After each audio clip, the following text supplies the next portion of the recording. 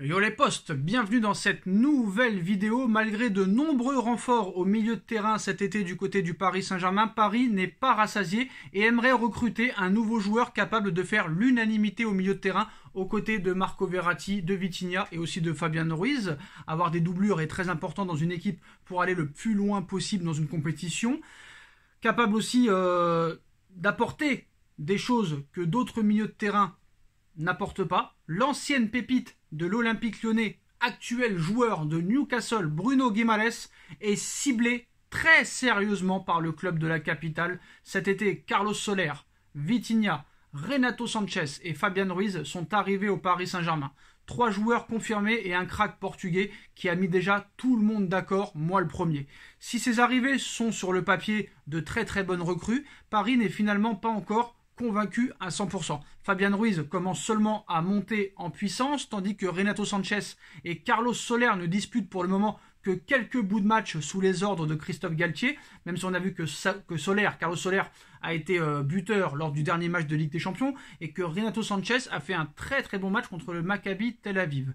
Mais ça ne pourrait ne pas suffire. Le Paris Saint-Germain voudrait recruter une sentinelle, une vraie et réelle sentinelle capable de couper le rythme, casser les lignes et de garder le ballon quand il le faut, à l'instar de ce que faisait Thiago Motta pendant plusieurs saisons au Paris Saint-Germain. Et l'ancien joueur de l'Olympique Lyonnais rentre particulièrement dans les plans du conseiller sportif Luis Campos. Paris rêve un petit peu depuis plusieurs années, depuis plus de 5 ans maintenant, de son nouveau Thiago Motta.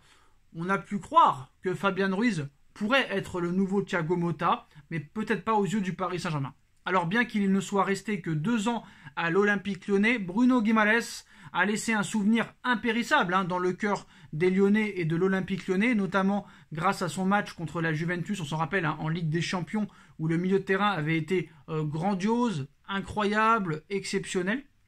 S'il a depuis rejoint le projet faramineux du très riche Newcastle, le Paris Saint-Germain aimerait le faire venir et le faire revenir en Ligue 1, le Brésilien.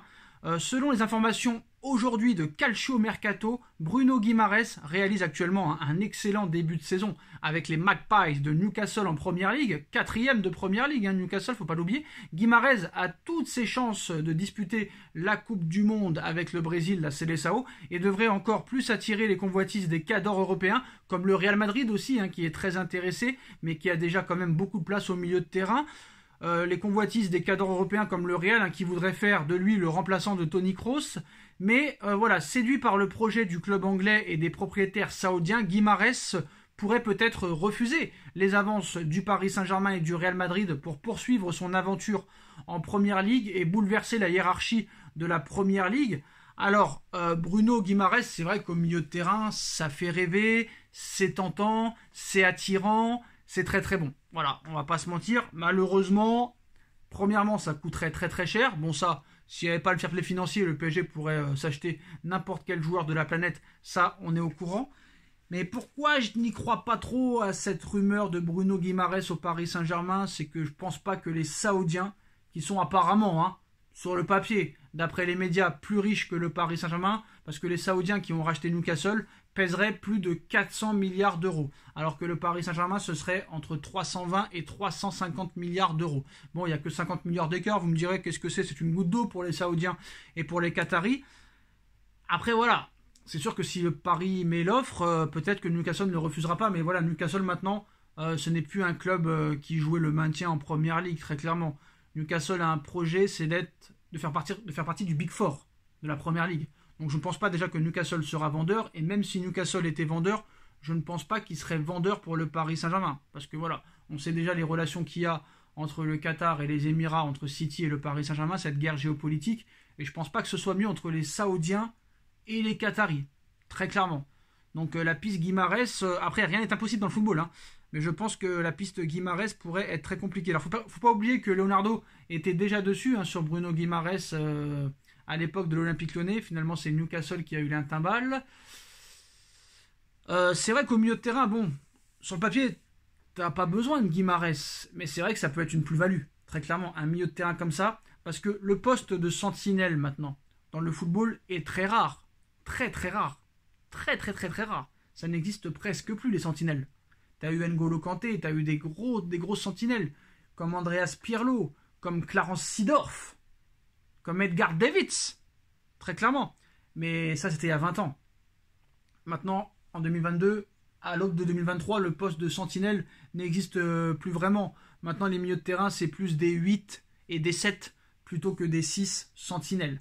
Donc voilà. Et puis, si le PSG cherche vraiment un milieu de terrain, ça prouve que tous les milieux qu'on a, à part Vitinha et Marco Verratti, ne font peut-être pas l'unanimité. Pourtant, je trouve que Fabian Ruiz commence très clairement à enchaîner des très bonnes performances, que Vitinha fait des masterclass, que Marco Verratti, c'est Marco Verratti, on espère qu'il sera enfin décisif dans les matchs très importants de Ligue des Champions. Renato Sanchez, s'il continue sur sa lancée du Maccabi, je pense qu'il y a de beaux matchs à venir et des très bons mois à arriver.